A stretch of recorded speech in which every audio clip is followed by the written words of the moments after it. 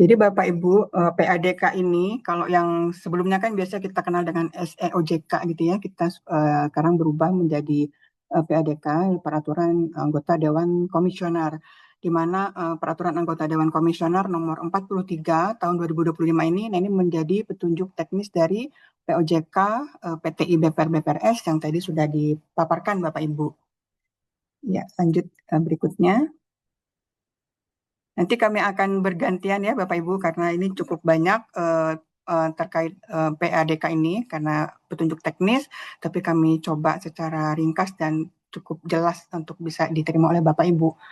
Bapak Ibu, jadi di dalam PADK nomor 43 tahun 2025, nah ini di mana dasar hukumnya adalah POJK nomor 34 ya tahun 2025, ini memuat batang tubuh Bapak Ibu ya, ada batang tubuh PADK-nya, kemudian ada 6 lampiran. Kalau latar belakang penerbitannya tentunya sejalan dengan POJK, PTI, BPR, BPRS.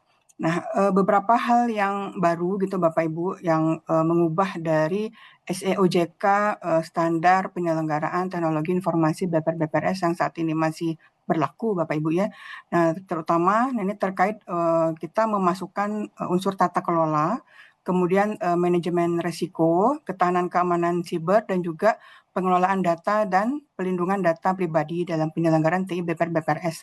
Tentunya ini sejalan dengan penerapan tata kelola dan juga manajemen risiko yang sudah berjalan ya di BPR ya Bapak Ibu, sudah sejak tahun 2018 berjalan, POJK-nya 2015 ya, tapi memang bertahap dan sekarang tentunya sudah berjalan dengan baik lah ya di BPR, sehingga kita masukkan Bapak Ibu ini di dalam POJK yang terkait penyelenggaraan teknologi informasi BPR Bapak Ibu. Ini yang kita atur di dalam POJK dan PADK. Kemudian juga terkait ketahanan dan keamanan siber, nah ini juga karena memang sudah waktunya lah ya kita memasukkan hal ini. Jadi di dalam PADK nanti akan diatur lebih lanjut Bapak Ibu, antara lain tata cara penilaian maturitas keamanan siber Bapak Ibu. POJK tadi disampaikan berlaku 1 tahun setelah POJK terbit ya. Demikian juga PADK-nya, sehingga masih cukup Bapak Ibu untuk nanti mempelajari terkait tata cara penilaian keamanan siber ya, karena ini kan menjadi hal yang baru. Kemudian juga tentunya akan mengubah kebijakan prosedur penyelenggaraan TI BPR Bapak Ibu menyelaraskan dengan POJK dan PADK ini. Ya, selanjutnya. Nah, masuk ke batang tubuh. Nah, tadi kami sampaikan, jadi di dalam batang tubuh PADK ini diatur definisi BPR dan BPR Syariah, karena memang PADK ini sebagaimana juga POJK, nah ini berlaku sama untuk BPR dan juga BPRS, jadi tidak terpisah PADK-nya untuk BPR BPRS. Kemudian sebagaimana biasanya ada beberapa definisi, kemudian terkait hal ini di dalam batang tubuh juga diatur muatan pedoman penyelenggaraan TI yang akan nanti Bapak Ibu kami jelaskan secara detail seperti apa penerapan tata kelola serta kebijakan dan prosedur penyelenggaraan TI, manajemen risiko, pedoman ketahanan keamanan siber, dan juga pengelolaan data dan perlindungan data pribadi. Juga format laporan penyelenggaraan TI BPR. Kalau yang lalu kita SEOJK hanya 1 lampiran ya Bapak Ibu ya, sekarang bertambah ya, memang sejalan dengan kompleksitas operasional di BPR dan juga menyelaraskan juga dengan ketentuan-ketentuan terkini yang sudah berlaku di BPR dan juga BPR Syariah. Ya, selanjutnya.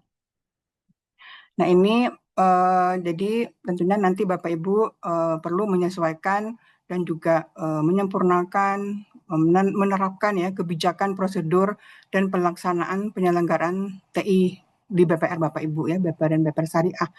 Dan tadi saya sampaikan ini masih berlaku 1 tahun sejak tanggal ditetapkan, yaitu di tanggal 18 Desember 2026. Jadi cukup waktu Bapak Ibu untuk menyesuaikan, kemudian juga nanti tentunya mempelajari juga pengaturan di dalam POJK dan juga PADK ini. Kemudian berikutnya. Nah, ini adalah muatan lampiran PADK. Pada intinya Bapak Ibu, di dalam lampiran PADK PTI BPR BPRS ada 6 lampiran, nanti secara detail akan disampaikan oleh rekan-rekan. Dapat saya sampaikan untuk yang butir kedua ya, coba lanjut dulu Mbak Ayla, slide berikutnya.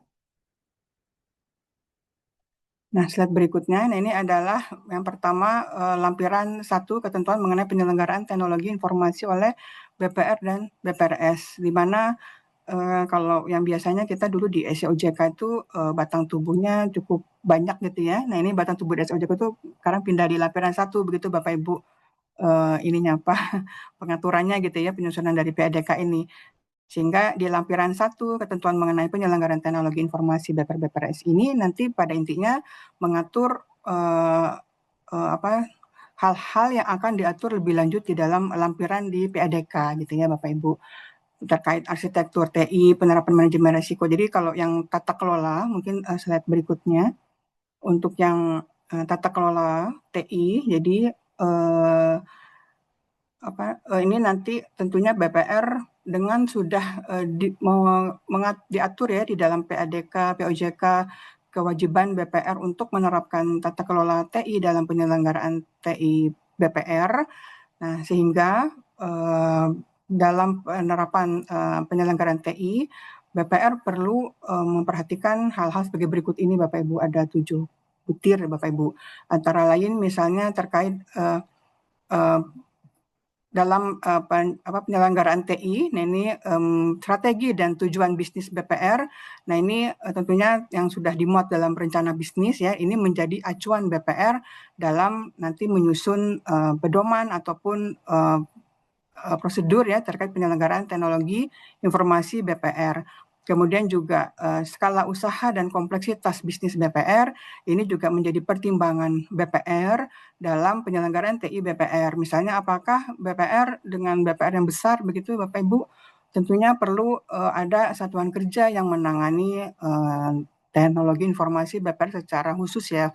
Walaupun di dalam POJK ini tidak diatur harus ada satuan kerja atau fungsi, adanya diaturnya satuan kerja atau fungsi begitu Bapak Ibu, tidak diatur berdasarkan modal inti ya. Tapi tentunya Bapak Ibu yang dengan modal inti yang besar, kemudian juga kompleksitasnya juga besar gitu ya, tentunya satuan kerja yang menangani TI dan juga nanti yang menangani ketahanan keamanan siber ya lebih baik ya lebih fokus ya, yang fokus ya. Jadi memang ada satuan kerja tersendiri supaya memang betul-betul harapan kita resiko-resiko dapat termitigasi ya Bapak Ibu, dan tentunya penyelenggaraan TI BPR dapat dilakukan sesuai dengan ketentuan dengan baik begitu. Lalu peran TI bagi BPR-BPRS termasuk peningkatan peran TI terhadap produk dan layanan berbasis digital, ini tentunya juga menjadi pertimbangan BPR dalam penyelenggaraan TI. Ini juga masuk ke dalam penerapan tata kelola. Nah, kemudian metode pengadaan sumber daya TI, apakah dilakukan secara mandiri atau bekerja sama dengan PBJTI atau kombinasi antara secara mandiri atau PBJTI. Nah, ini tentunya perlu dilakukan sejalan dengan penerapan tata kelola, seperti apa perjanjian kerjasamanya, hak kewajibannya tentunya harus menjadi perhatian BPR. Lalu juga risiko dan permasalahan terkait TI, praktek dan standar yang berlaku secara nasional maupun internasional, serta ketentuan peraturan perundang-undangan. Nah, ini menjadi perhatian BPR, pertimbangan BPR dalam penyelenggaraan TI. Nah, ini merupakan hal-hal yang terkait dengan penerapan tata kelola TI yang harus dilakukan oleh BPR, Bapak Ibu, demikian. Kemudian slide berikutnya. Nah, ini adalah terkait kebijakan dan prosedur penyelenggaraan TI, Bapak Ibu ya, masih bagian dari tata kelola. Jadi dalam menyusun kebijakan dan prosedur penyelenggaraan TI, nah ini BPR mengacu pada strategi penyelenggaraan TI, Bapak Ibu. Tentunya Bapak Ibu sejalan dengan strategi penerapan manajemen risiko gitu ya, strategi pencapaian bisnis BPR ya Bapak Ibu ya, tentunya Bapak Ibu juga kan ada strategi penyelenggaraan TI ya, yang memuat rencana pengembangan dan pengadaan TI serta pengembangan SDM terkait penyelenggaraan TI. Nah, ini tentunya menjadi acuan Bapak Ibu dalam menyusun kebijakan dan prosedur penyelenggaraan TI. Kemudian penyusunan kebijakan dan prosedur penyelenggaraan TI, nah ini dilakukan sesuai dengan kebutuhan dan kompleksitas usaha BPR dan BPRS Bapak Ibu, mencakup tanggung jawab ya dan wewenang direksi, DEWKOM, satuan kerja terkait, pengembangan pengadaan, operasional TI, sampai dengan penggunaan pihak penyedia jasa TI. Nah, ini sama dengan yang sekarang Bapak Ibu seharusnya sudah punya ya Bapak Ibu ya, berdasarkan SOJK dan POJK sebelumnya, dan ini tentunya dilakukan pengkinian nanti berdasarkan POJK dan PADK yang berlaku Bapak Ibu. Nah, atas kebijakan dan prosedur ini dilakukan kaji ulang dan juga direview Bapak Ibu ya secara berkala sesuai dengan kebutuhan, kondisi terkini, dan kepatuhan terhadap ketentuan peraturan perundang-undangan. Kemudian mungkin slide ke di atasnya dulu Mbak Ila, ke bukan yang ke atasnya, lagi, satu lagi. Ya, Bapak Ibu, di lampiran 1 tadi tata kelola sudah saya sampaikan ya secara besarannya. Nanti lebih detail di dalam lampiran 1 ada diatur juga arsitektur TI, tapi tadi secara umum sebenarnya sudah disampaikan di dalam POJK. Lalu penerapan manajemen resiko TI juga Bapak Ibu, intinya nanti akan di dalam PADK ini hal-hal yang perlu diterapkan dalam penerapan manajemen risiko, mulai dari pengembangan pengadaan sistem elektronik, kemudian juga terkait jaringan komunikasi, operasional TI, kemudian juga kerjasama dengan PPJTI nanti akan dijelaskan lebih lanjut secara detail, dan hal ini sudah dituangkan di dalam PADK. Kemudian mengenai ketahanan keamanan siber, Bapak Ibu nanti akan dijelaskan juga mengenai tata cara penilaian maturitas keamanan siber. Tadi ada ditanyakan apakah berdasarkan modal inti. Jadi nanti penilaian maturitas keamanan siber ini dilakukan oleh semua BPR Bapak Ibu. Jadi tidak melihat modal inti, namun nanti ada perbedaan tata cara penilaiannya untuk BPR yang menyelenggarakan layanan digital dan tidak melakukan layanan digital Bapak Ibu. Tapi nanti untuk yang terkait penilaian maturitas keamanan siber ini tidak ada kewajiban dilaporkan ke OJK Bapak Ibu ya. Bapak Ibu hanya wajib melaksanakan di BPR, namun apabila sewaktu-waktu diminta oleh pengawas nanti harus ada gitu Bapak Ibu. Jadi dilakukan oleh Bapak Ibu namun tidak untuk dilaporkan secara rutin begitu kepada OJK. Kemudian mengenai penggunaan PPJTI nanti akan dijelaskan juga, nanti ada beberapa penyesuaian mengenai perjanjian kerjasama sejalan dengan POJK, kemudian aplikasi inti perbankan dan penempatan sistem elektronik tadi juga sudah dijelaskan dalam POJK, kemudian pengelolaan data dan perlindungan data pribadi, pengendalian dan audit intern nanti secara detail akan dijelaskan di dalam pemaparan berikutnya oleh rekan-rekan kami. Baik, langsung saja kalau begitu ke lampiran 2 akan disampaikan oleh Mbak Jessica terkait penerapan tata kelola dan penyelenggaraan TI ya. Ya, baik. Terima kasih Bu Erna. Izin melanjutkan untuk ke lampiran 2 ya Mbak Ila. Di slide 19. Ya, izin melanjutkan Bapak Ibu, ini untuk lampiran 2 terkait dengan penerapan tata kelola serta kebijakan dan prosedur PTI. Boleh next slide. Untuk bab yang pertama, terkait dengan penerapan tata kelola TI, ini adalah bab baru gitu ya di dalam lampiran yang pedoman penyelenggaraan TI. Sebelumnya itu tidak ada gitu ya di yang SEOJK existing, dan ini baru diatur di dalam lampiran PADK. Nah, untuk di bab 1 ini sendiri ada 3 cakupan. Yang pertama terkait dengan faktor penerapan tata kelola TI yang baik. Ini sebagaimana tadi sudah dijelaskan juga oleh Bu Erna yang ada di lampiran 1.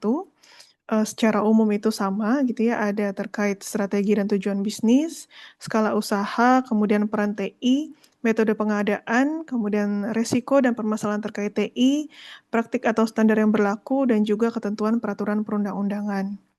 Kemudian untuk cakupan yang kedua terkait dengan tatanan institusi TI, di sini BPR-BPRS itu harus memperhatikan tatanan institusi TI yang baik dalam penerapan tata kelola, di mana ini meliputi yang pertama adalah strategi dan perencanaan TI yang di dalamnya itu terintegrasi dengan strategi dan juga tujuan bisnis dari BPR dan BPRS, di mana strategi dan perencanaan TI ini mempertimbangkan antara lain visi, misi, kemudian sasaran bisnis, analisis kondisi internal dari BPR-BPRS, dan juga lingkungan eksternal. Kemudian untuk yang kedua, ada kebijakan, standar, dan prosedur TI yang utama, itu seperti kebijakan pengamanan TI dan juga manajemen resiko terkait penyelenggaraan TI. Yang ketiga, wewenang dan tanggung jawab direksi dan dewan komisaris dalam penerapan manajemen resiko. Keempat, kesesuaian antara proyek TI yang disetujui dengan rencana strategis TI.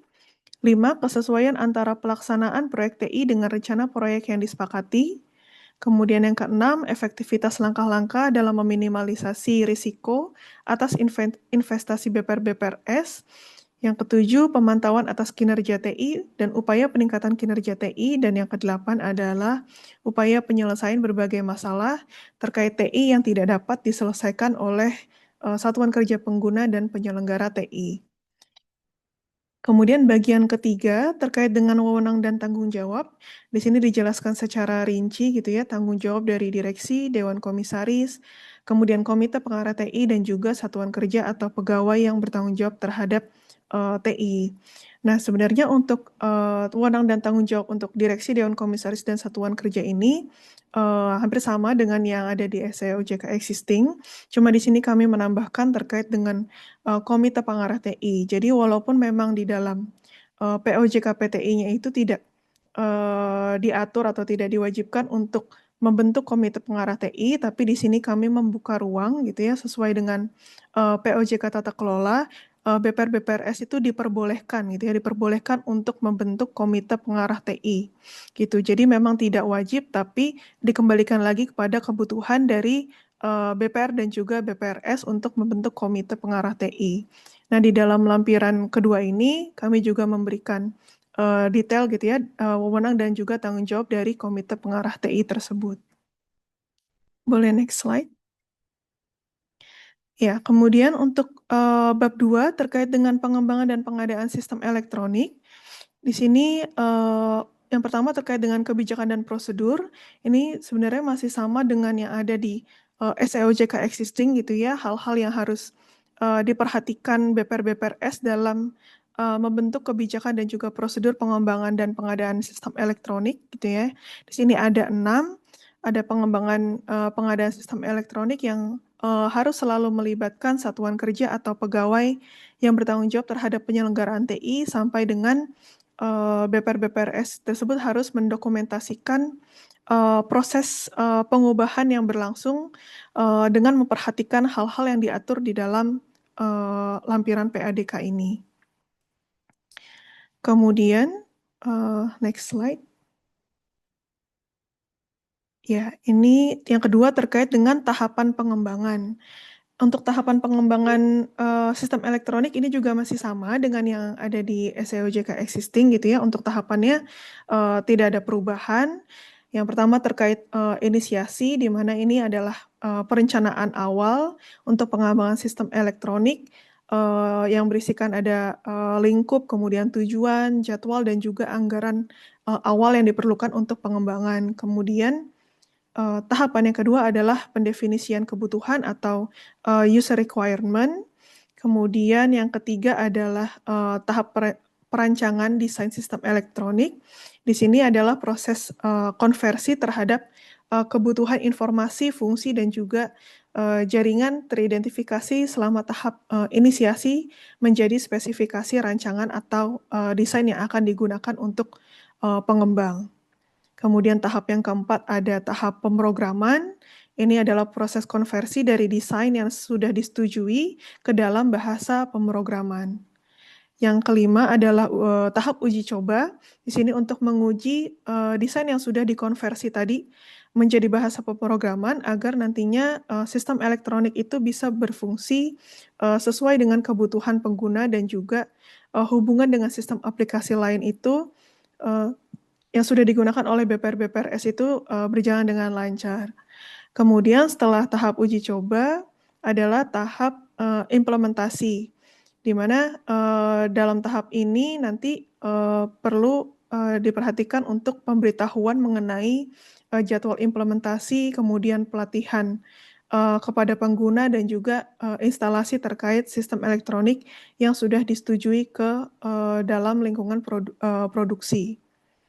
Setelah tahap implementasi adalah tahap kaji ulang pasca implementasi.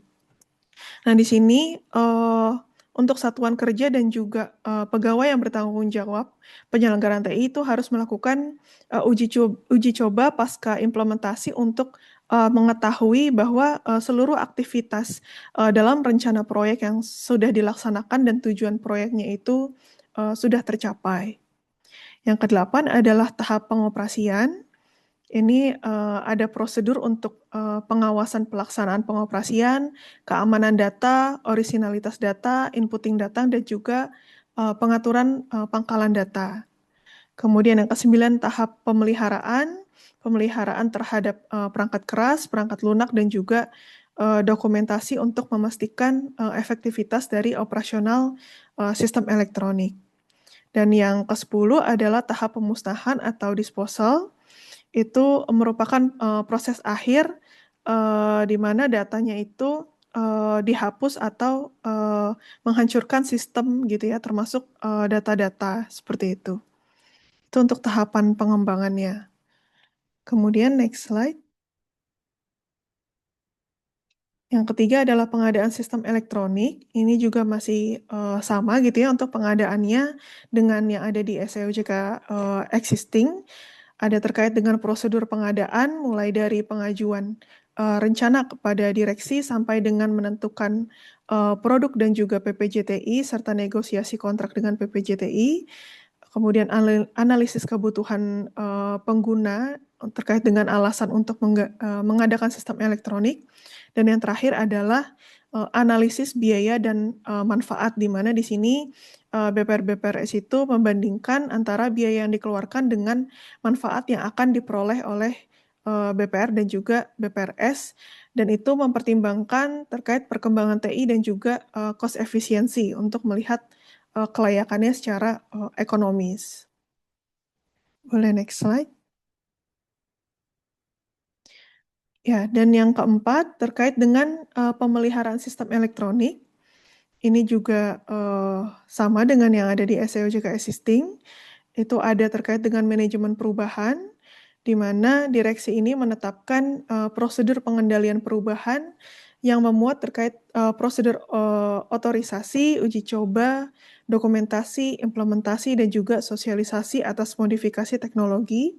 Kemudian ada patch management, di mana BPR-BPRS ini harus memiliki prosedur untuk mengidentifikasi ketersediaan patch dari sumber yang terpercaya dan juga pengaturan patch yang mencakup prosedur identifikasi, evaluasi, persetujuan, pengujian, instalasi, dan dokumentasi dari patch. Yang ketiga adalah library. BPR-BPRS ini perlu library untuk menyimpan program untuk memastikan ketersediaan aplikasi yang digunakan.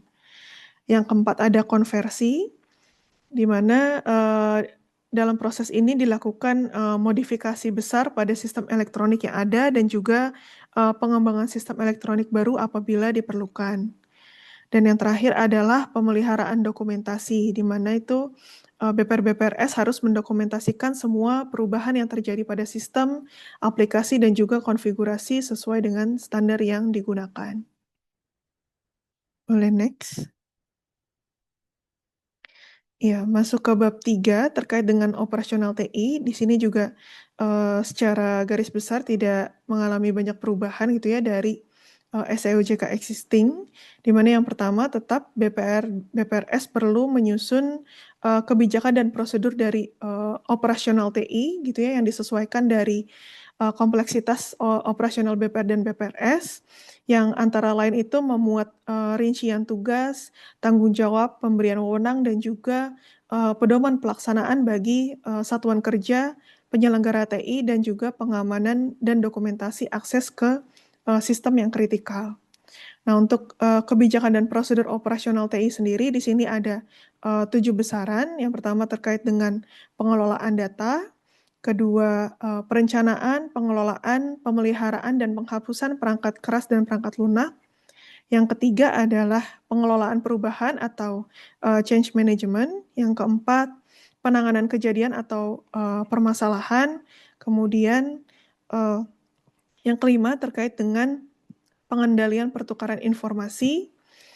Kemudian yang keenam adalah fungsi kendali mutu, di mana fungsi kendali mutu ini melakukan penilaian kualitas perangkat keras dan juga perangkat lunak gitu ya, sesuai dengan standar. Kemudian yang ketujuh adalah kebijakan dan prosedur pengelolaan hubungan dengan pihak penyedia jasa. Jadi kalau BPR-BPRS penyelenggaraan TI-nya itu dilakukan oleh PPJTI, maka itu harus memiliki fungsi pengelolaan hubungan dengan pihak ketiga yang bertugas untuk memantau layanan dari PPJTI. Seperti itu. Boleh next, ya. Yang kedua, terkait dengan kebijakan dan prosedur layanan digital. Nah, ini yang baru diatur di dalam PADK gitu ya, khusus untuk yang layanan digital, di mana hal-hal yang perlu diperhatikan terkait dengan kebijakan dan prosedurnya, itu harus memuat yang paling sedikit adalah tugas dan tanggung jawab dan kewenangan dalam pengelolaan produk dan aktivitas layanan digital, kemudian sistem informasi akuntansi produk dan aktivitas layanan digital, dan juga prosedur identifikasi, pengukuran, pemantauan, dan pengendalian berbagai risiko yang melekat pada produk dan aktivitas layanan digital. Selain itu, dari setiap kebijakan dan prosedur tersebut harus memenuhi prinsip pengendalian pengamanan data nasabah dan transaksi layanan digital. Dengan prinsip-prinsipnya adalah prinsip kerahasiaan, integritas, ketersediaan, keaslian, tidak dapat diingkari, pengendalian otorisasi dalam sistem, database, dan aplikasi, pemisahan tugas dan tanggung jawab, dan yang terakhir adalah pemeliharaan jejak audit. Boleh next? Ya, untuk bab selanjutnya terkait dengan jaringan komunikasi, ini juga secara garis besar masih sama dengan yang SEOJK existing. Perlu juga untuk menyusun kebijakan standar dan prosedur jaringan komunikasi gitu ya. Untuk kebijakan jaringan komunikasi sendiri itu arah dan tujuan pengelolaan dari jaringan komunikasi yang akan diselenggarakan oleh BPR-BPRS. Kemudian untuk standar jaringan komunikasi itu lebih ke parameter-parameter yang ditetapkan oleh BPR dan BPRS untuk memenuhi kebijakan dari jaringan komunikasi. Dan prosedur jaringan komunikasi adalah serangkaian langkah yang secara teknis yang akan dilakukan oleh BPR-BPRS untuk memenuhi standar jaringan komunikasi. Nah, untuk cakupan kebijakan standar dan prosedurnya, ini bisa dilihat ada 8 cakupan, mulai dari pengukuran kinerja dan perencanaan kapasitas jaringan sampai dengan kecukupan kontrak dan tersedianya SLA sesuai dengan kebutuhan apabila jaringan komunikasinya ini dilakukan atau diselenggarakan oleh PPJTI. Kemudian terkait dengan desain jaringan komunikasi ini memang harus didesain agar bisa efisien, tapi juga bisa dinamis untuk mengantisipasi pengembangan di masa yang akan datang. Nah, yang hal-hal harus diperhatikan dalam desain jaringan komunikasi ini terkait dengan penentuan topologi jaringan komunikasi, kemudian perencanaan kapasitas jaringan komunikasi, pemilihan media, kemudian rekam cadang perangkat keras, kemudian pengamanan fisik dan logik, dan yang terakhir adalah tersedianya jejak audit. Boleh next ya. Selanjutnya di bab 5 terkait pengamanan informasi, ini juga hampir sama dengan yang ada di SEOJK existing, itu ya, untuk prinsip pengamanan informasinya terkait kerahasiaan, integritas, dan juga ketersediaan. Selain itu juga pengamanan informasi perlu memperhatikan aspek sumber daya manusia, proses dan teknologi, dan juga pengamanan informasi yang secara komprehensif dan berkesinambungan. Sementara itu, untuk kebijakan pengamanan informasi, di sini kebijakan pengamanan informasi perlu dikomunikasikan secara berkala kepada seluruh pegawai BPR-BPRS dan juga pihak ekstern yang terkait.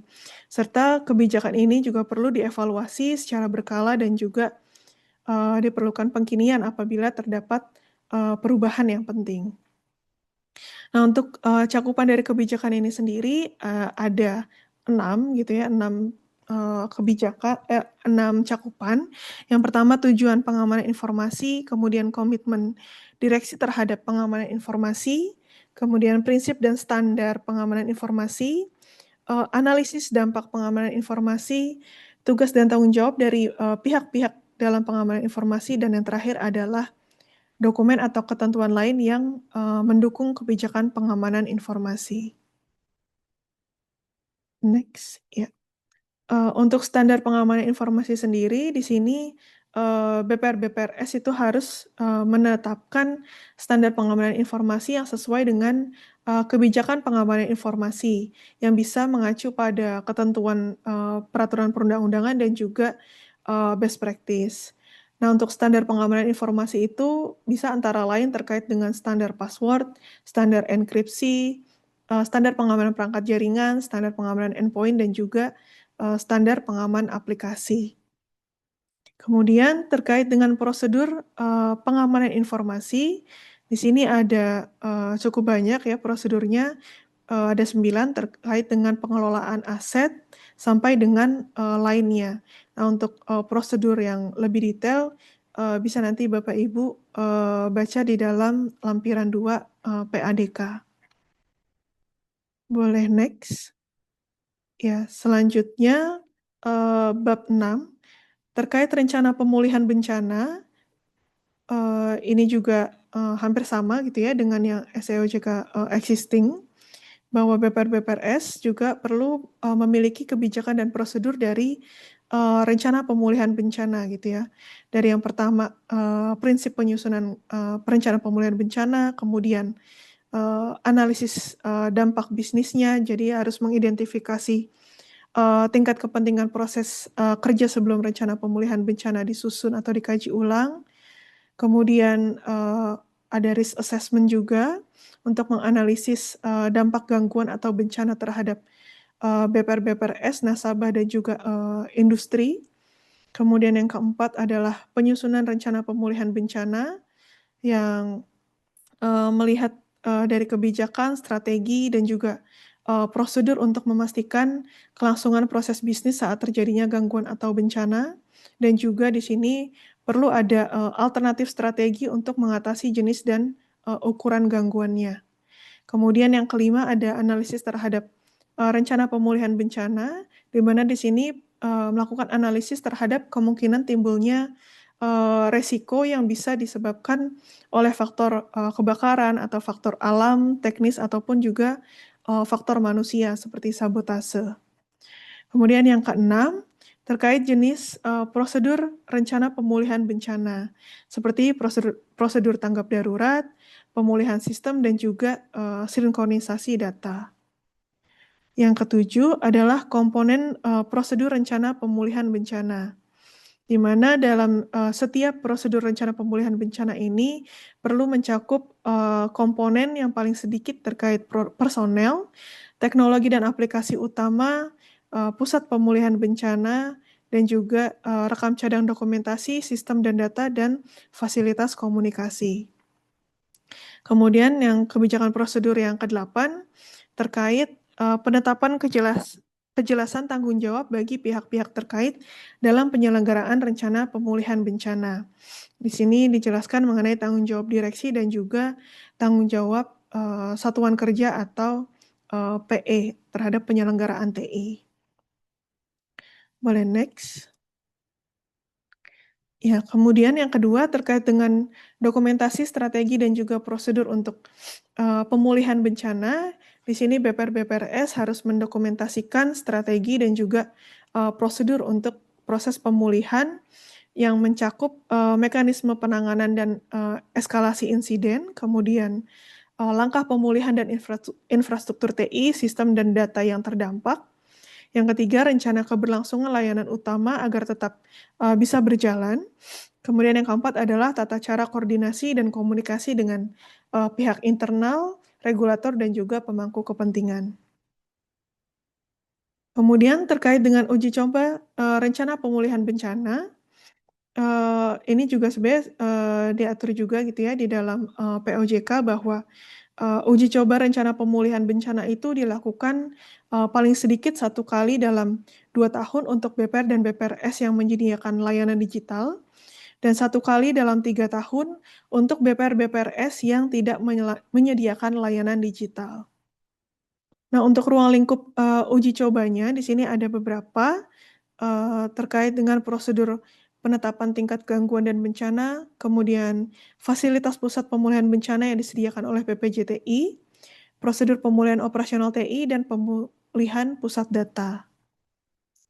Yang kedua terkait dengan skenario dari uji coba. Jadi BPR-BPRS harus punya skenario uji coba terkait dengan seluruh kondisi yang mungkin terjadi untuk setiap uji coba yang akan dilakukan gitu. Jadi uji coba ini tidak boleh sampai mengganggu kegiatan operasional BPR dan juga BPRS. Jadi nantinya dalam uji coba ini itu bisa mendeteksi adanya kelemahan atau tidak dari prosedur yang ada dalam rangka perbaikan rencana pemulihan bencana. Nah, di dalam skenario uji coba ini, BPR-BPRS perlu melakukan validasi asumsi yang digunakan dalam skenario pengujian. Itu antara lain kritikalitas fungsi proses bisnis atau sistem yang diuji, kemudian volume transaksi termasuk concurrent user, dan strategi rencana pemulihan bencana. Kemudian yang ketiga adalah analisis dan laporan hasil uji coba.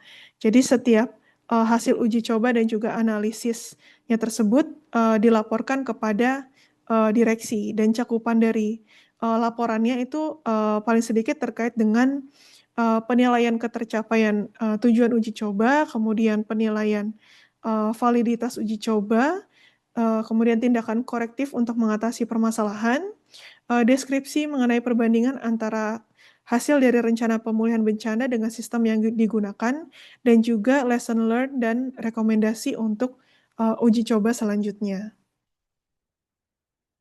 Next. Kemudian terkait pemeliharaan rencana pemulihan bencana, di mana di sini BPR-BPRS itu harus memastikan bahwa rencana pemulihan bencana itu bisa dijalankan setiap saat gitu ya, dengan terus meningkatkan pemahaman kepada satuan kerja dan juga pegawai yang ada di BPR maupun yang ada di PPJTI terkait dengan pentingnya rencana pemulihan bencana. Nah, kemudian selain itu terkait dengan audit intern. Jadi di dalam bab rencana pemulihan bencana ada cakupan terkait audit intern, di mana satuan kerja audit intern atau fungsi yang bertanggung jawab atas audit intern itu perlu melakukan pemeriksaan terhadap kesesuaian dengan kebijakan manajemen risiko, kemudian rencana pemulihan bencana ini mencakup kegiatan kritikal berdasarkan analisis dampak bisnis yang telah dilakukan, kemudian kecukupan untuk mengendalikan dan memitigasi risiko yang sudah ditetapkan dalam risk assessment, kecukupan prosedur pengujian, efektivitas pelaksanaan pengujian, dan keterkinian sesuai dengan perkembangan kegiatan operasional BPR dan BPRS, dan hasil pengujian terakhir. Next.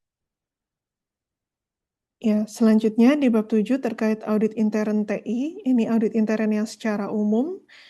Yang pertama terkait organ pelaksana fungsi audit intern, ini masih sama dengan yang ketentuan yang existing sekarang gitu ya, bahwa untuk fungsi audit intern penyelenggaraan TI ini menjadi bagian dari audit intern BPR-BPRS sesuai dengan POJK tata kelola.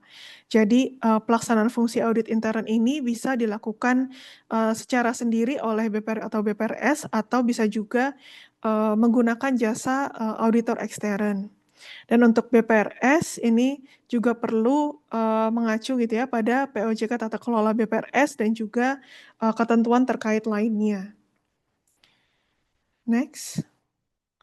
Ya, selanjutnya terkait dengan pedoman audit intern, di sini ada 6 gitu ya, yang perlu menjadi cakupan pedoman, mulai dari kebijakan umum, perencanaan, pelaksanaan, pelaporan tindak lanjut audit sampai dengan pengembangan dan pengujian sistem elektronik. Kemudian yang ketiga terkait pelaksanaan audit intern oleh audit ekstern.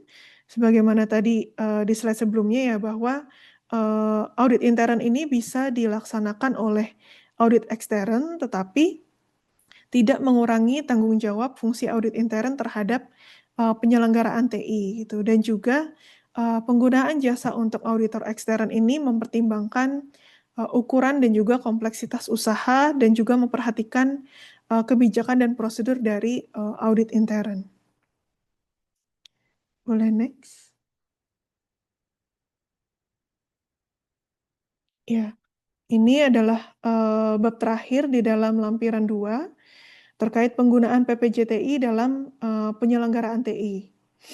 Nah, untuk proses pemilihan PPJTI di sini yang pertama adanya penetapan kebutuhan. Jadi BPR-BPRS itu perlu melakukan penetapan kebutuhan dengan mempertimbangkan hasil identifikasi fungsi atau aktivitas spesifik yang penyelenggaraannya akan dilakukan oleh PPJTI, kemudian hasil penilaian terhadap resiko yang akan timbul akibat kerjasama, kemudian penetapan dasar yang dilakukan untuk mengidentifikasi pengukuran pengendalian dan penetapan pengendalian yang akan diimplementasikan. Yang kedua adalah analisis biaya dan manfaat. Di sini BPR-BPRS juga perlu memastikan gitu ya manfaat dari kerjasama dengan PPJTI, apakah dia seharusnya lebih besar dari biaya yang akan dikeluarkan oleh BPR maupun BPRS. Proses yang ketiga adalah uji tuntas atau due diligence atas PPJTI.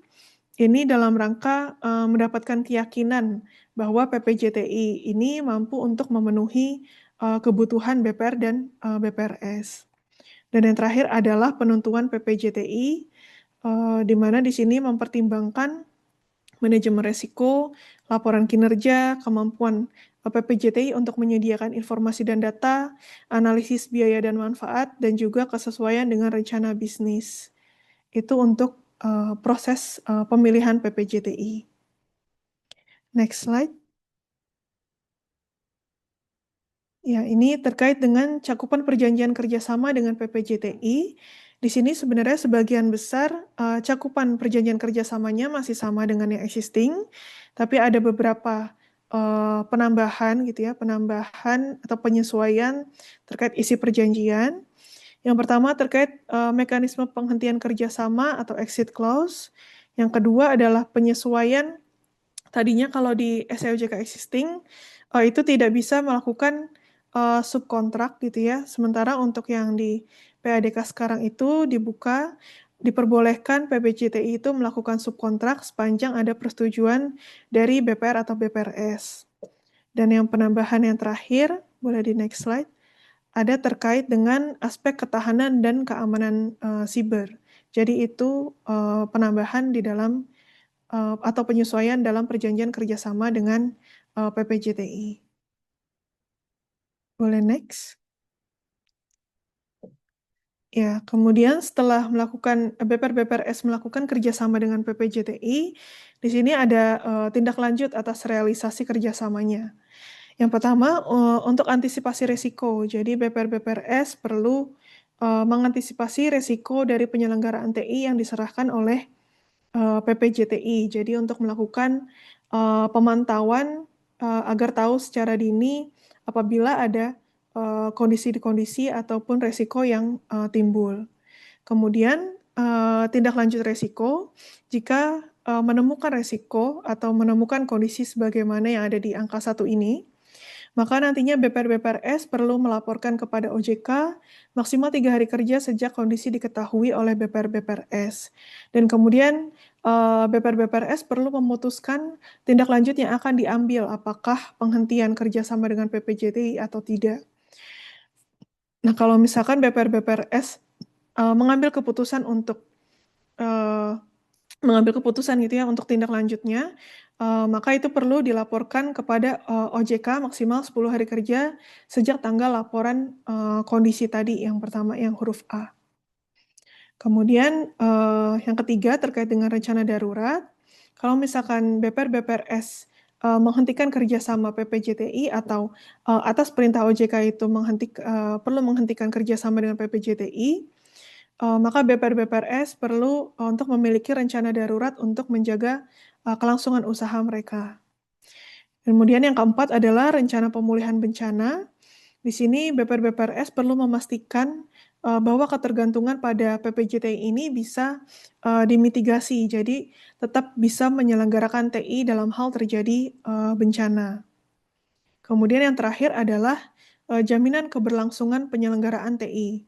Nah, di sini kalau misalkan BPR-BPRS membeli sistem dari PPJTI, maka BPR-BPRS perlu melakukan mitigasi terhadap ketergantungan pada PPJTI-nya tersebut. Jadi antara lain, BPR-BPRS memastikan ketersediaan kode sumber dan juga PPJTI harus memberikan jaminan kepada BPR-BPRS bahwa kelangsungan aplikasi itu didukung oleh prinsipal pengembang perangkat lunak dalam hal kode sumbernya tersebut tidak dimiliki oleh PPJTI. Ya, demikian untuk penjelasan terkait dengan lampiran 2. Untuk lampiran 3 bisa dilanjutkan oleh Mbak Ana Hari. Iya, terima kasih Mbak Jessica. Izin Bapak dan Ibu untuk melanjutkan terkait dengan pedoman manajemen risiko dalam penyelenggaraan TI. Di slide yang berikutnya, sesuai dengan pasal 14 POJK PTI, bahwa dalam penyelenggaraan TI, BPR dan BPRS wajib menerapkan manajemen risiko secara efektif. Nah, hal ini harus didukung dengan kecukupan kebijakan standar dan prosedur manajemen TI. Mungkin sebelumnya izinkan kami untuk menjelaskan apa bedanya kebijakan, standar, dan prosedur. Kebijakan adalah ketentuan gitu ya atau rencana manajemen terhadap suatu masalah tertentu yang dinyatakan secara formal oleh manajemen dan menjadi landasan kerja organisasi. Contohnya adalah kebijakan manajemen risiko TI, kebijakan keamanan informasi, atau juga kebijakan pengelolaan SDM terkait dengan penyelenggaraan TI. Kemudian standar adalah ketentuan teknis atau kriteria minimum yang harus dipenuhi untuk mendukung pelaksanaan kebijakan dan prosedur secara konsisten, aman, sesuai tujuan. Contohnya antara lain adalah standar hardening OS Windows. Kemudian untuk prosedur sendiri adalah tahapan atau urutan kegiatan dari suatu proses penyelenggaraan TI yang mungkin selama ini melibatkan satu atau lebih gitu ya dari unit kerja TI di dalam BPR. Misalnya contohnya prosedur pengadaan TI, prosedur rekam cadang air hari, ataupun prosedur audit internal. Next. Ya, jadi Bapak Ibu mungkin sudah sangat familiar ya penerapan manajemen risiko itu seperti apa tahapannya. Sebagaimana kita tahu, dalam proses penerapan manajemen risiko itu kita didahului dengan identifikasi jenis risiko terkait dengan TI, kemudian yang kedua pengukuran risiko terkait TI, kemudian risiko tersebut harus dipantau gitu ya, dan terakhir risiko harus dikendalikan. Nah, yang pertama, untuk identifikasi jenis risiko terkait TI, ada beberapa hal yang mungkin harus dilakukan oleh BPR untuk memastikan adanya risk awareness dari seluruh lini atau seluruh unit yang ada di BPR. Yang pertama adalah risk awareness dari direksi dan pejabat eksekutif terkait dengan risiko TI. Kemudian pemahaman yang jelas mengenai risk appetite dari BPR dan BPR Syariah. Pemahaman terhadap ketentuan peraturan perundang-undangan terkait dengan TI, dan transparansi dan integrasi tanggung jawab mengenai risiko yang signifikan dari setiap aspek terkait penyelenggaraan TI. Kemudian untuk penilaian risiko TI sendiri itu dilakukan secara berkesinambungan sebagai suatu siklus gitu ya, dan paling sedikit mencakup 4 langkah penting. Yang pertama, pengumpulan data atau dokumen atas aktivitas terkait TI yang berpotensi menimbulkan atau meningkatkan risiko. Misalnya terkait dengan identifikasi aset-aset TI yang kritikal, kemudian hasil kaji ulang rencana strategis bisnis, ataupun misalnya hasil uji tuntas dan pemantauan terhadap kinerja dari pihak penyelenggara jasa TI. Kemudian hasil kaji ulang atas laporan atau keluhan yang disampaikan oleh nasabah atau pengguna TI gitu ya. Kemudian hasil self-assessment yang dilakukan seluruh satuan kerja terhadap pengendalian yang dilakukan terkait dengan TI. dan terkait dengan temuan audit terkait dengan penyelenggaraan dan penggunaan TI. Kemudian langkah yang kedua adalah melakukan analisis risiko berkaitan dengan dampak potensial dari setiap risiko. Misalnya fraud pada sebuah program aplikasi, atau misalnya ada virus pada PC gitu ya, error pada sistem, termasuk juga risiko yang dikaitkan dengan risiko bencana alam dan kesalahan pemilihan teknologi yang digunakan. Kemudian yang keempat, penetapan prioritas pengendalian dan langkah mitigasi yang didasarkan pada hasil penilaian risiko. Dan terakhir adalah pemantauan kegiatan pengendalian dan mitigasi yang telah dilakukan atas risiko yang diidentifikasi dalam periode sebelumnya. Kemudian terkait dengan pengukuran risiko TI, di sini ada beberapa hal yang perlu diperhatikan oleh BPR gitu ya. Antara lain signifikansi dampak risiko yang telah diidentifikasi terhadap kondisi BPR dan frekuensi terjadinya risiko. Jadi pada saat mengukur risiko, Bapak Ibu bisa melakukan matriks penilaian seberapa besar frekuensi terjadinya risiko dan dikaitkan dengan seberapa besar dampaknya, apakah low, medium, atau high. Nah, kemudian agar risiko yang telah diidentifikasi dan dinilai atau diukur dapat dipantau, maka BPR perlu memiliki dokumentasi risiko atau yang biasa kita sebut dengan risk register. Nah, risk register ini paling sedikit mencakup penetapan aset, produk, atau kejadian yang sebelumnya itu memiliki potensi risiko. Kemudian melakukan pengukuran atau pemeringkatan terkait dengan kejadian dan dampak atau tadi yang biasa kita sebut dengan inherent risk assessment gitu ya. Kemudian langkah-langkah penanganan terhadap risiko potensial gitu. Nah, itu Bapak Ibu harus lakukan pada saat menyusun risk register. Kemudian metode yang digunakan ini dapat berupa metode kuantitatif maupun metode kualitatif tergantung dengan kompleksitas usaha dan jenis TI yang digunakan. Kemudian setelah kita melakukan pengukuran terhadap risiko, yang berikutnya maka kita melakukan pemantauan risiko. Nah, ada dua besaran yang diatur di dalam PADK ya Bapak Ibu. Yang pertama, hal-hal yang dapat menjadi cakupan dalam evaluasi atau pemantauan, yaitu hasil audit dan kajian gitu ya, dan kajian terkait gitu. Kemudian feedback yang diterima dari user, kemudian kebijakan, standar, dan prosedur, serta bagaimana penerapannya. Kemudian status dari tindakan preventif maupun korektif terkait risiko yang dihadapi oleh BPR, kelemahan dan ancaman yang ada maupun yang sifatnya masih berupa potensi atau proyeksi. Kemudian hasil pengukuran atas efektivitas penyelenggaraan TI, tindak lanjut atas hasil evaluasi sebelumnya, dan perubahan kondisi yang mempengaruhi penyelenggaraan TI, serta rekomendasi untuk perbaikan dan penyempurnaan. Itu terkait dengan hal-hal yang dapat menjadi cakupan dalam evaluasi. Kemudian tindak lanjut atas hasil evaluasi dapat dituangkan dalam bentuk keputusan maupun tindakan untuk peningkatan efektivitas penyelenggaraan TI. Antara lain misalnya pengkinian profil risiko, pengukuran risiko, termasuk juga penyempurnaan kebijakan standar dan prosedur dari yang sebelumnya. Kemudian kalau misalnya terdapat isu SDM, maka Bapak Ibu juga bisa melakukan bagaimana terkait dengan evaluasi dan tindak lanjut untuk pemenuhan kebutuhan SDM terkait dengan penyelenggaraan TI. Dan pemantauan dan evaluasi atas pelaksanaan tindakan preventif dan korektif. Hasil evaluasi dan tindak lanjut ini Bapak Ibu harus didokumentasikan secara memadai gitu ya. Kemudian yang terakhir adalah pengendalian risiko terkait dengan TI. BPR menerapkan praktik-praktik pengendalian yang memadai sebagai bagian dari strategi mitigasi risiko TI secara keseluruhan yang paling sedikit memperhatikan beberapa hal, misalnya hasil penilaian risiko, kriteria penanganan risiko, dan rekomendasi bentuk penanganan risiko, kemudian compliance terhadap peraturan perundang-undangan ataupun persyaratan hukum ataupun misalnya perjanjian dengan kontrak lainnya gitu ya. Dan praktik-praktik pengendalian lainnya, misalnya pengendalian intern yang efektif yang dapat memitigasi risiko dalam proses TI, kemudian evaluasi hasil kaji ulang dan pengujian atas rencana pemulihan bencana atau DRP untuk setiap bagian operasional.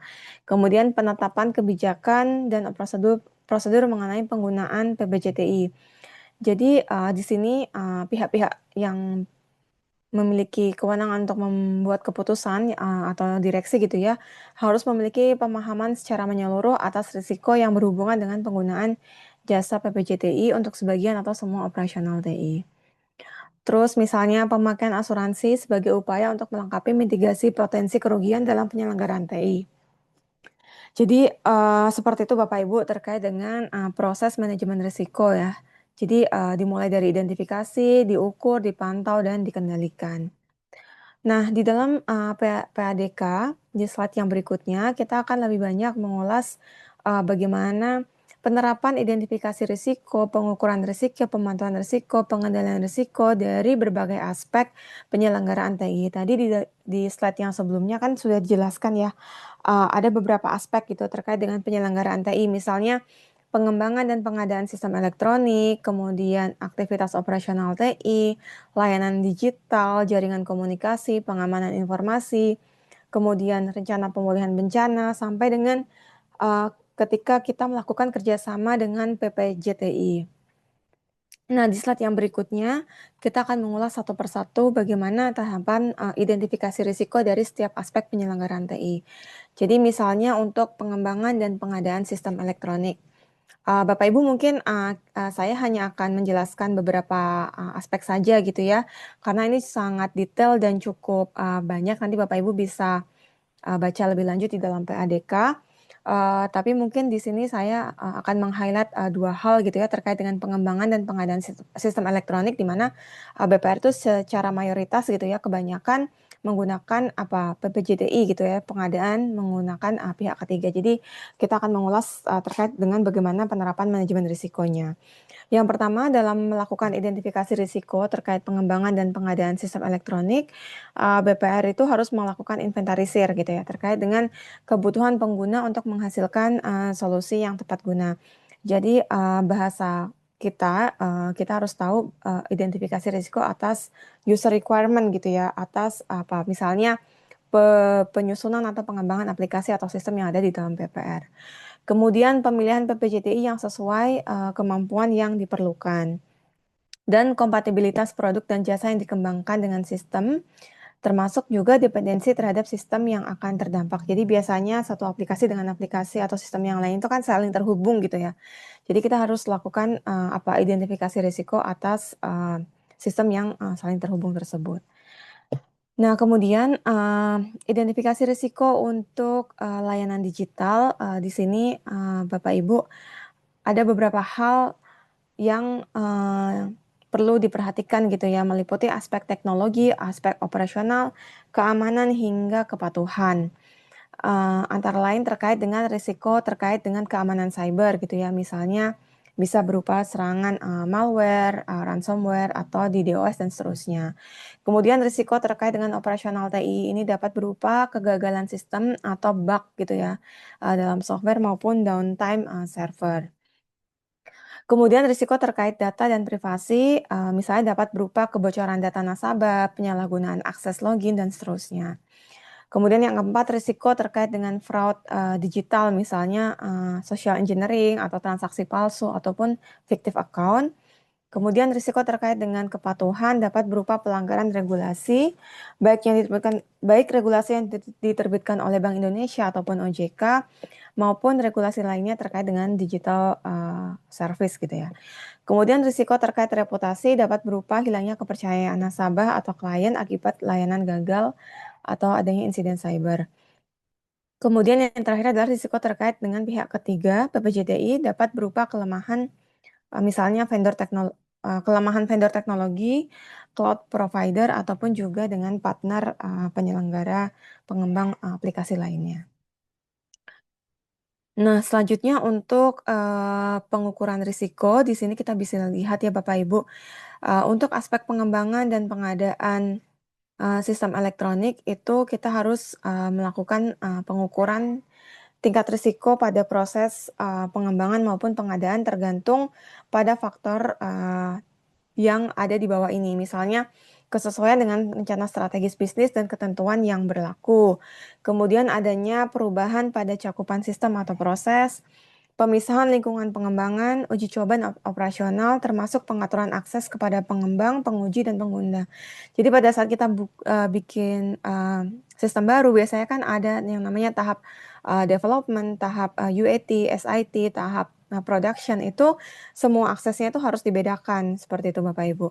Kemudian rencana sistem aplikasi yang akan diperoleh melalui pembelian paket tanpa modifikasi, pembelian paket dengan modifikasi, kemudian cakupan dan tingkat kekritisan sistem dan banyaknya unit bisnis yang terpengaruh. Kemudian kompleksitas tipe pemrosesan dari aplikasi yang akan dikembangkan, bisa berupa server atau misalnya parallel distributed. Kemudian volume atau nilai transaksi dari sistem aplikasi yang akan dikembangkan, kecukupan jumlah dan kemampuan personal yang termasuk dalam tim pengembangan, kesesuaian platform dan aplikasi yang dipilih dengan arsitektur TI, termasuk dengan ketergantungan sistem yang dikembangkan dengan sistem yang telah ada ya. Mungkin untuk penjelasan lebih detailnya ada di dalam PADK khusus untuk pengembangan dan pengadaan sistem elektronik. Ini cukup banyak ya Bapak Ibu. Nah, kemudian pengukuran risiko untuk layanan digital gitu ya. Pengukuran ini tuh dilakukan terhadap potensi kerugian yang terjadi pada setiap layanan digital. Untuk dapat memantau besar atau kecilnya kecenderungan risiko dari setiap layanan digital, BPR harus memuat pangkalan data yang berisi data historis kerugian atau loss event database. Nah, jenis risiko terkait dengan layanan digital ini ada dua ya Bapak Ibu. Yang pertama risiko umum, antara lain dikaitkan dengan risiko operasional, yaitu risiko yang timbul atau berasal dari fraud, kesalahan dalam proses, gangguan sistem, error gitu ya, yang menyebabkan ketidakmampuan BPR untuk menyediakan produk atau layanan serta menimbulkan kerugian bagi BPR maupun bagi nasabah. Risiko operasional sendiri ini juga dapat mencakup risiko terkait transaksi yang merupakan risiko yang dapat timbul dari kurangnya memadai pelaksanaan prinsip pengendalian pengamanan. Nah, itu risiko umum. Jadi ada risiko operasional, risiko kepatuhan, risiko strategik, risiko reputasi, sampai dengan risiko likuiditas, di mana risiko yang timbul dalam hal BPR tidak membatasi jumlah yang dapat ditransfer gitu ya oleh nasabah korporasi melalui internet banking. Kemudian yang kedua adalah risiko spesifik, antara lain risiko yang timbul dari transaksi layanan digital gitu, misalnya adanya risiko fraud, penyadapan, kesalahan, kerusakan, atau tidak berfungsinya atau error dari sebuah sistem itu sendiri. Kemudian risiko dalam penyelenggaraan internet banking yang meliputi misalnya pencurian data finansial dari database melalui informasional atau komunikatif internet banking yang tidak terisolasi. Kemudian ancaman keamanan pada produk yang menggunakan teknologi wireless, misalnya mobile banking gitu ya, antara lain penyadapan komunikasi akibat belum semua transaksi melalui mobile banking yang terenkripsi misalnya. Kemudian ancaman keamanan pada produk phone banking yang rentan terhadap penyadapan. Nah, itu adalah bagaimana cara kita melakukan pengukuran risiko khusus untuk layanan digital. Selanjutnya, untuk pemantauan risiko, pengembangan dan pengadaan sistem elektronik gitu ya, antara lain pemantauan pelaksanaan proyek melalui proyek manajemen tools, kemudian pemantauan hasil UAT dan SIT sebagai indikator early warning. Jadi biasanya pada saat tahap UAT atau SIT kan kita bisa melihat kelemahan-kelemahan di dalam sistem atau aplikasi yang kita kembangkan begitu ya. Jadi di dalam tahapan pemantauan ini Bapak Ibu benar-benar bisa melakukan hal-hal yang perlu diperbaiki gitu ketika hasil dari aplikasinya itu belum sesuai dengan user requirement. Kemudian melakukan review secara berkala atas kinerja PPJTI dan termasuk juga SLA yang diperjanjikan apakah sudah sesuai atau belum. Kemudian dari sisi misalnya untuk pemantauan untuk aktivitas operasional BPR gitu ya. Nah, BPR melakukan pemantauan risiko TI dengan melakukan evaluasi kesesuaian, kecukupan, dan efektivitas aktivitas operasional TI. Hal-hal yang dapat menjadi cakupan dalam pemantauan risiko itu antara lain pemantauan infrastruktur dan sistem elektronik, kemudian evaluasi aktivitas sistem terhadap audit trail, dan juga pemantauan kerentanan melalui vulnerability assessment dan penetration testing. Mungkin itu Bapak Ibu terkait dengan tahapan untuk pemantauan risiko dalam penyelenggaraan TI. Next slide.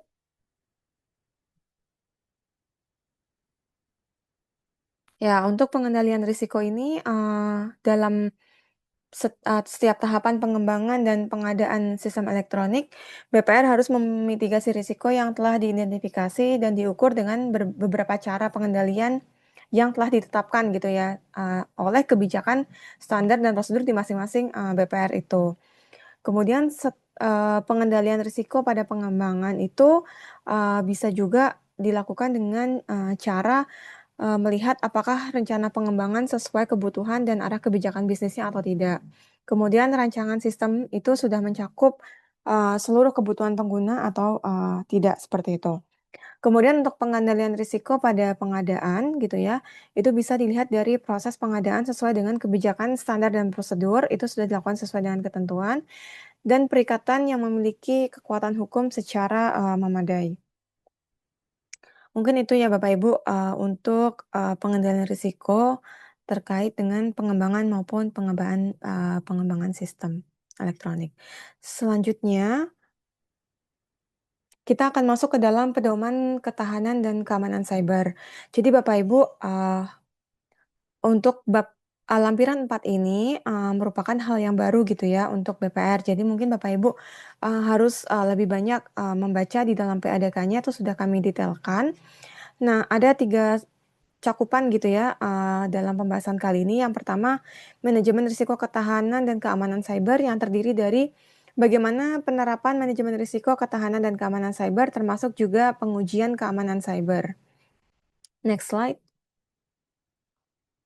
Ya, ada 4 aspek penerapan manajemen risiko terkait dengan keamanan cyber. Yang pertama adalah tata kelola risiko terkait ketahanan dan keamanan cyber yang meliputi kecukupan pengawasan aktif oleh direksi dan dewan komisaris, perumusan tingkat risiko terkait ketahanan dan keamanan cyber yang akan diambil, dan juga toleransi risiko terkait ketahanan dan keamanan cyber, serta budaya dan kesadaran risiko terkait ketahanan dan keamanan cyber. Nah, kemudian yang kedua adalah kerangka manajemen risiko. Nah, di sini nih kita bicara mengenai bagaimana strategi manajemen risiko, kecukupan perangkat organisasi, kecukupan kebijakan prosedur dan penetapan limit risiko termasuk juga dengan tadi ya limit ataupun juga toleransi di dalam kerangka manajemen risiko. Kemudian proses manajemen risiko ini dikaitkan dengan bagaimana SDM yang ada di BPR, kemudian kecukupan sistem informasi manajemen risiko, dan terakhir adalah sistem pengendalian risiko terkait ketahanan dan keamanan cyber yang antara lain meliputi ini, sistem pengendalian intern dan kecukupan kaji ulang itu sendiri. Penerapan manajemen risiko dan ketahanan dan keamanan cyber ini disesuaikan dengan karakteristik dan kompleksitas bisnis serta penyelenggaraan TI secara menyeluruh ya Bapak Ibu. Jadi kalau misalnya BPR itu penyelenggaraan TI-nya sederhana, maka sebenarnya proses manajemen risiko ketahanan dan keamanan cybernya juga lebih sederhana dibandingkan dengan BPR yang mungkin lebih kompleks penyelenggaraan TI-nya. Nah, selanjutnya proses manajemen risiko terkait dengan ketahanan dan keamanan cyber ini juga sama Bapak Ibu aspek tahapannya yang dimulai dari identifikasi risiko ketahanan dan keamanan siber di next slide. Iya, yang pertama untuk identifikasi risiko itu bisa berupa risk awareness program untuk seluruh pegawai dan pengurus atas risiko ketahanan dan keamanan siber. Kemudian kita juga harus melakukan identifikasi kondisi eksternal dan internal dari serangan siber melalui business impact analysis, kemudian mengidentifikasi risiko dan menentukan prioritas risiko, dan terakhir adalah melakukan dokumentasi risk register yang harus diperbarui secara berkala. Kemudian tahap yang kedua adalah pengukuran risiko yang memperhatikan signifikansi dampak risiko yang telah diidentifikasi terhadap kondisi BPR serta frekuensi terjadinya risiko. Kemudian BPR juga perlu melakukan evaluasi dalam penyempurnaan atas sistem pengukuran risiko termasuk pengukuran tingkat kerentanan terhadap risiko cyber secara berkala. Kemudian tahap yang ketiga adalah pemantauan risiko gitu ya, melakukan mengevaluasi kesesuaian, kecukupan, dan efektivitas kinerja penyelenggaraan TI, khususnya ketahanan dan keamanan siber. Dan yang keempat adalah pengendalian risiko, di mana di sini kita menerapkan praktek-praktek pengendalian yang memadai sebagai bagian dari strategi mitigasi risiko secara keseluruhan. BPR melakukan kaji ulang dan evaluasi terhadap kebijakan, prosedur, dan limit dalam penerapan manajemen risiko, khususnya ketahanan dan keamanan cyber secara berkala, menyesuaikan dengan perkembangan teknologi, insiden yang terjadi, dan atau perubahan kondisi terkini lainnya. Jadi kalau misalnya BPR itu sering dapat cyber attack gitu ya, maka evaluasi atau kaji ulang dan evaluasi juga harus dilakukan secara lebih sering seperti itu. Selanjutnya di slide yang berikutnya kita akan mengulas mengenai pengujian keamanan cyber. Di sini ada dua ya Bapak Ibu. Yang pertama adalah melalui analisis kerentanan dan skenario. Sebentar Bapak Ibu, saya ada kendala sedikit sebentar ya.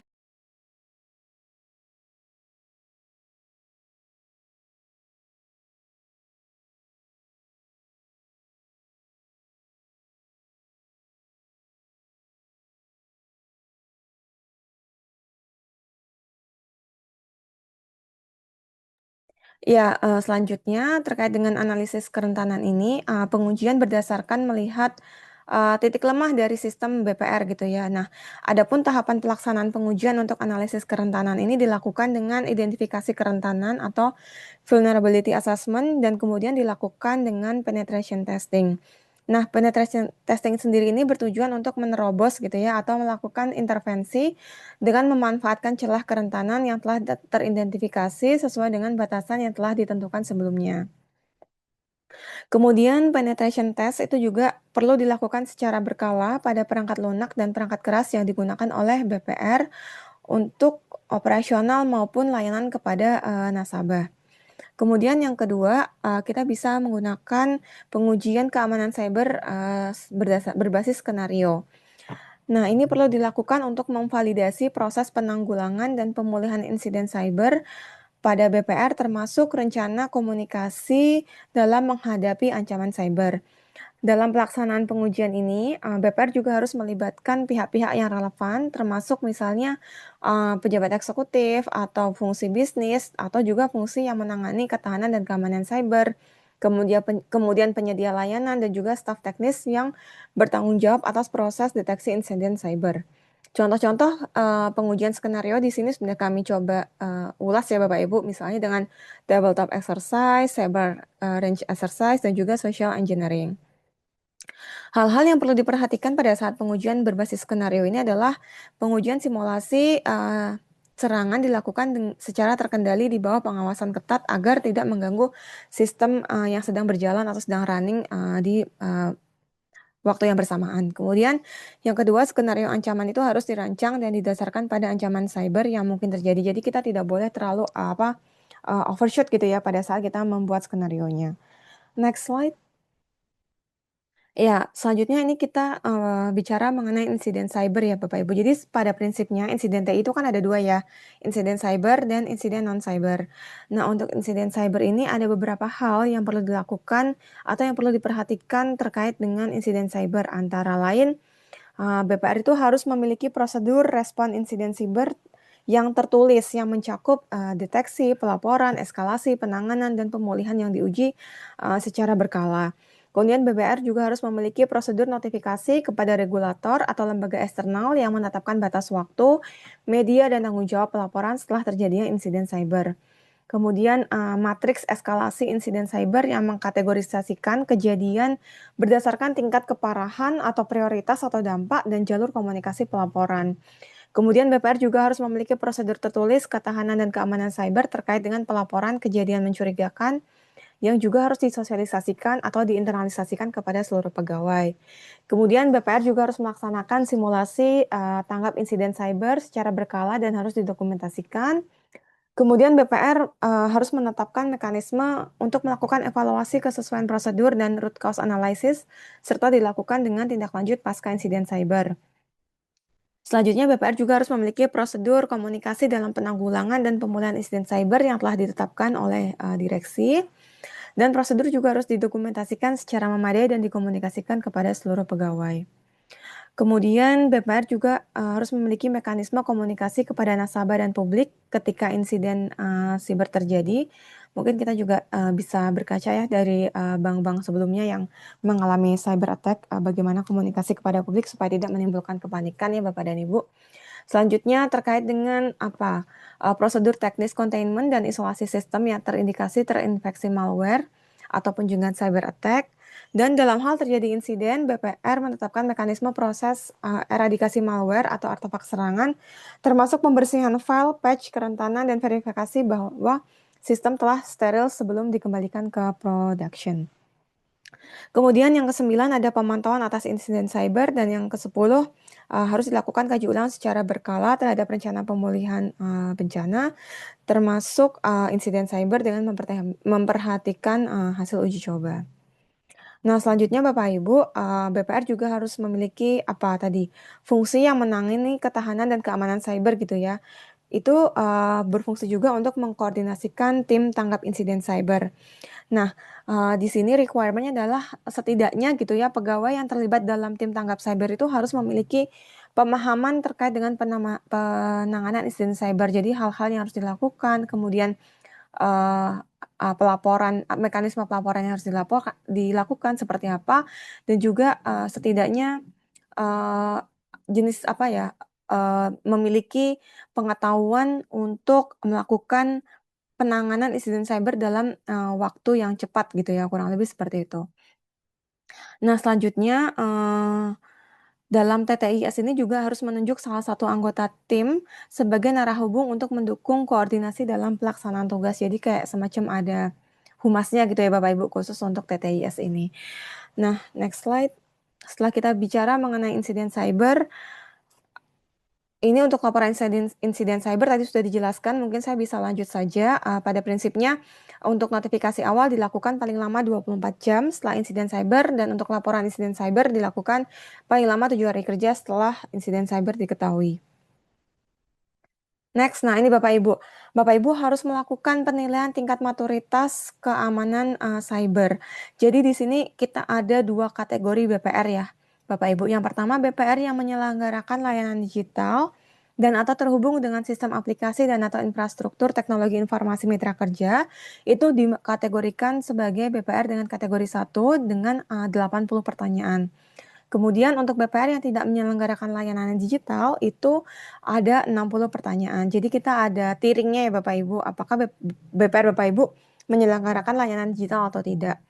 Nah, ada 5 aspek dalam penilaian tingkat maturitas keamanan cyber. Yang pertama, aspek tata kelola dengan bobot sebesar 25%, kemudian aspek identifikasi bobotnya 15%, kemudian pelindungan 25%, deteksi 15%, dan penanggulangan dan pemulihan sebesar 20%.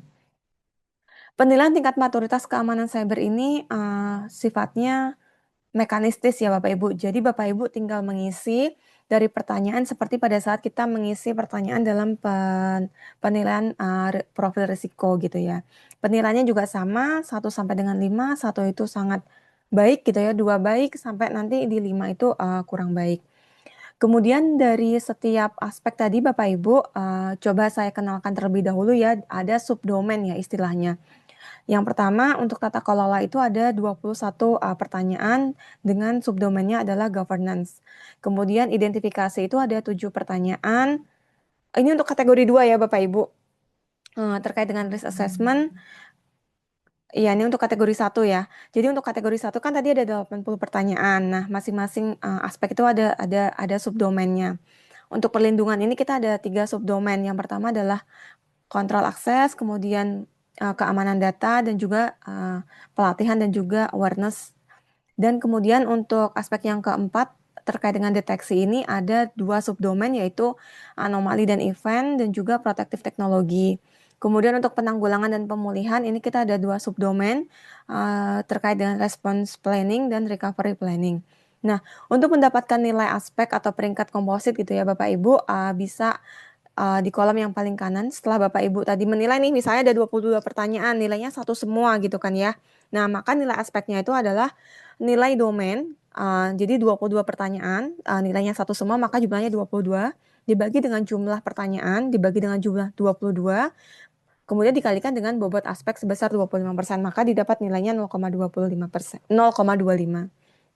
Nah, dari seluruh nilai aspek tadi Bapak Ibu jumlahkan gitu ya, maka Bapak Ibu dapat total nilai komposit. Nah, total nilai komposit ini nanti yang akan dikonversi ke dalam peringkat komposit di slide 56. Jadi kalau misalnya 1 sampai 1,8 itu adalah sangat memadai, kemudian 1,81 sampai 2,6 itu memadai, dan seterusnya sampai ke 4,21 sampai dengan 5 itu tidak memadai.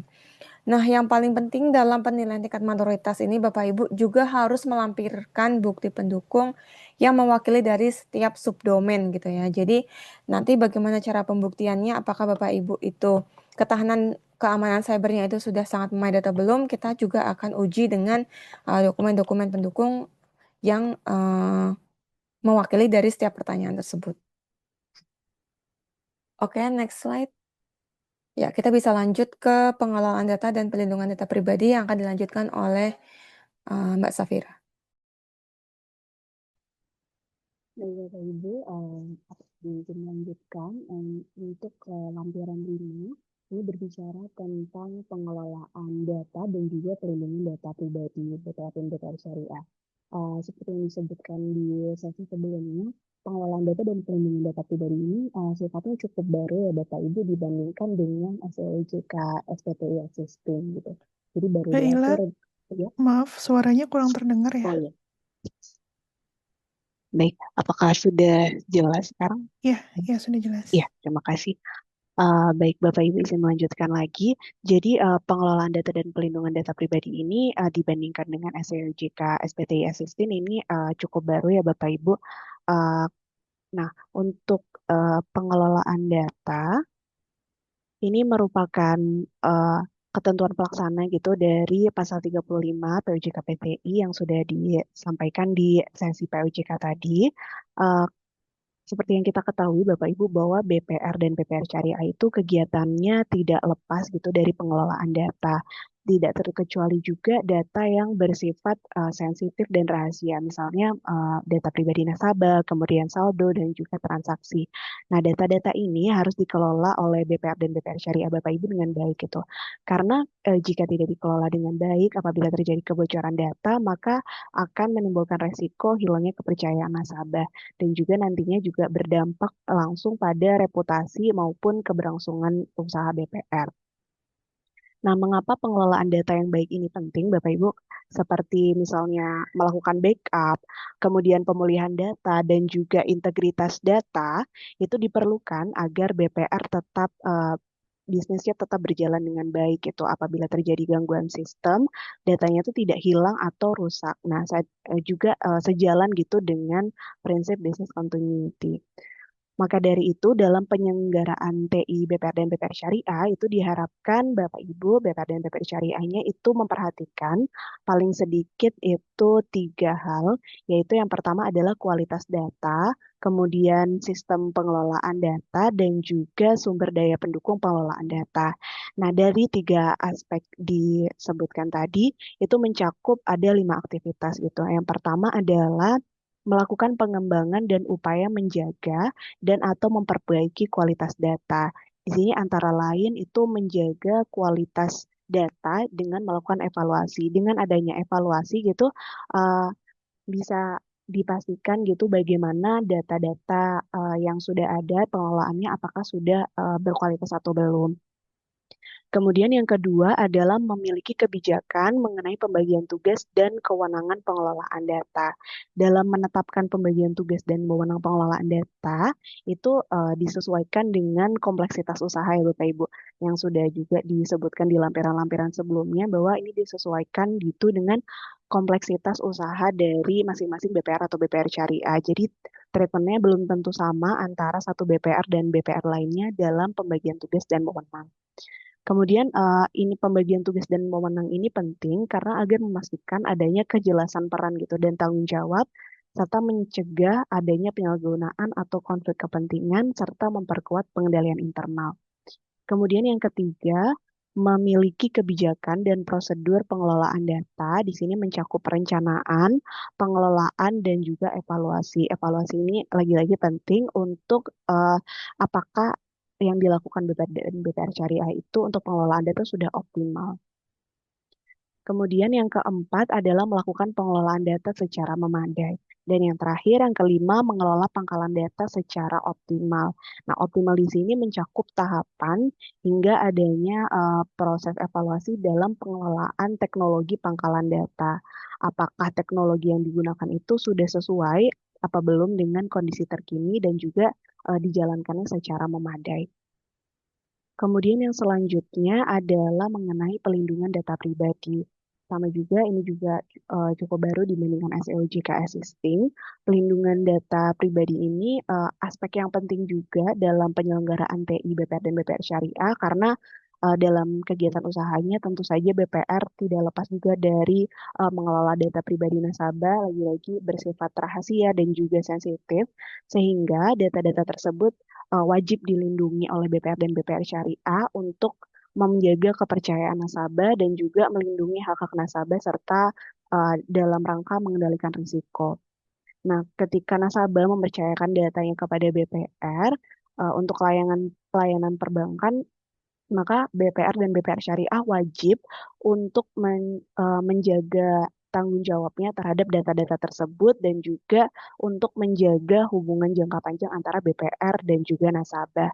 Dalam melindungi data pribadi nasabah, BPR dan BPR Syariah itu melakukan kontrol pada ada 16 hal Bapak Ibu di PADK, namun yang tertera pada layar Bapak Ibu saat ini ada 8 aspek. Nanti Bapak Ibu bisa dalami lagi di PADK untuk keseluruhan hal-hal yang harus dikontrol tersebut. Baik di sini akan saya sebutkan gitu 8 hal apa yang harus dikontrol. Yang pertama adalah pengembangan dan atau penyelenggaraan TI dengan mempertimbangkan aspek pelindungan data pribadi. Kemudian aspek-aspek selanjutnya ini harus dilakukan secara memadai ya Bapak Ibu. Yang selanjutnya nomor 2 adalah proses identifikasi dasar pemeriksaan data pribadi nasabah dan atau calon nasabah. Kemudian yang ketiga, proses permintaan persetujuan nasabah dalam rangka pemrosesan data pribadi nasabah dan atau calon nasabah. Kemudian yang keempat, proses rekam dan pengelolaan persetujuan nasabah dalam rangka pemrosesan data pribadi. Kemudian yang kelima, kerjasama antara BPR dan BPR Syariah dan pihak ketiga untuk aktivitas pemrosesan data pribadi yang didukung oleh perjanjian kerjasama. Kemudian yang keenam, proses identifikasi, dokumentasi, dan evaluasi tujuan, proses pengumpulan, dan pemrosesan data pribadi. Kemudian yang ketujuh, proses penanganan permintaan nasabah untuk penginian, perbaikan, penghapusan, atau pemusnahan data pribadi nasabah. Dan yang ke-8, ada proses retensi data pribadi. Kemudian selanjutnya adalah berbicara tentang format laporan penyelenggaraan PTI. Jadi dalam penyelenggaraan PTI ini ada beberapa laporan-laporan yang harus disampaikan oleh BPR dan BPR Syariah Bapak Ibu. Seperti yang di sesi POJK tadi sudah disebutkan laporan-laporan apa saja. Nah di sini di ketentuan pelaksananya di PADK terdapat format-format bagi laporan yang disampaikan tersebut. Nah, di sini secara garis besar ada 4 laporan Bapak Ibu yang sebenarnya keseluruhannya itu ada di POJK atau SEOJK Existing. Di sini jika Bapak Ibu perhatikan ada yang tanda new, ini sebenarnya tidak sepenuhnya baru ya Bapak Ibu. Di POJK SPTI yang lama itu sudah ada, namun nama laporannya berbeda. Dan ini diperluas saja cakupannya, dibagi menjadi 2, yaitu notifikasi awal insiden TI dan laporan insiden TI. Tadi juga sempat di-mention di section sebelumnya bahwa ketika once terjadi adanya insiden TI, khususnya di sini adalah insiden cyber, maka BPR atau BPR Syariah harus menyampaikan notifikasi awal gitu. Kemudian untuk detailsnya, bagaimana insiden cyber itu terjadi dan lainnya sampai analisis, itu disampaikan di laporan insiden TI. Kemudian saya kembali lagi di laporan kondisi terkini PTI, mungkin bagi Bapak Ibu yang BPR atau BPR Syariahnya belum menyelenggarakan TI, itu nantinya ketika menyelenggarakan TI, itu menyampaikan laporan kondisi terkini. Nah, itu disampaikannya di Apollo kanal laporan insidental. Kemudian untuk Bapak Ibu yang BPR dan BPR Syariahnya sudah menyelenggarakan TI, itu juga bisa saja melaporkan laporan kondisi terkini PTI. Nah, kapan dilaporkannya? Itu adalah ketika uh, terdapat perubahan mendasar dalam penyelenggaraan TI, sebagaimana disebutkan di POJK tadi. Ketika ada perubahan mendasar, maka Bapak Ibu harus melaporkan laporan kondisi terkini PTI. Kemudian yang terakhir ada laporan realisasi penggunaan PPJTI. Ini juga masih sama dengan yang ada di ketentuan yang existing, itu bahwa disampaikannya 10 hari kerja sejak penyelenggaraan TI oleh PPJTI efektif beroperasi. Baik Bapak Ibu, sekian pemaparan tentang PADK tentang PTI BPR.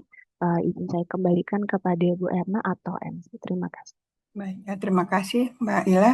Baik Bapak Ibu, selanjutnya mungkin dari Pak Jono, dari kalau ada yang perlu ditambahkan Pak terkait pengaturan untuk perbankan syariah ataupun secara umum boleh Pak Jono silakan. Ya, izin Bu Erna. Izin Bapak Ibu, sore.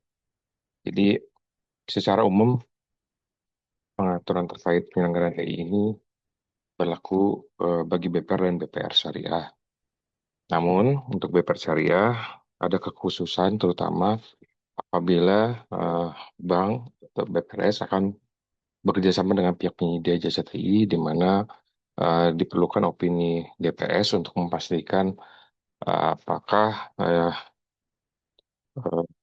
PJTI-nya ini memahami prinsip syariah maupun hal-hal lain yang diperlukan dalam penyelenggaraan TI ini dalam hal akan menyelenggarakan berdasarkan prinsip syariah, maka harus diperlukan opini DPS. Izinkan saya juga berterima kasih kepada rekan-rekan di asosiasi maupun industri yang sudah bersama-sama menyumbangkan pemikirannya dalam proses penyusunan kedua ketentuan ini sehingga sampai akhir tahun ini bisa kita rilis dan kita sosialisasikan. Kemudian yang terakhir mungkin izin yang perlu diperhatikan juga adalah kedua ketentuan ini POJK dan PADK ini berlakunya adalah 1 tahun sejak diundangkan atau ditetapkan di artinya karena ditetapkan di Desember tahun ini maka berlakunya akan di Desember tahun depan. Ini sebenarnya kami mencoba memberikan ruang bagi industri untuk mempersiapkan diri untuk memenuhi kontrol-kontrol yang ada dalam POJK maupun PADK ini. Mungkin demikian dari saya Bu Erna, terima kasih. Assalamualaikum warahmatullahi wabarakatuh.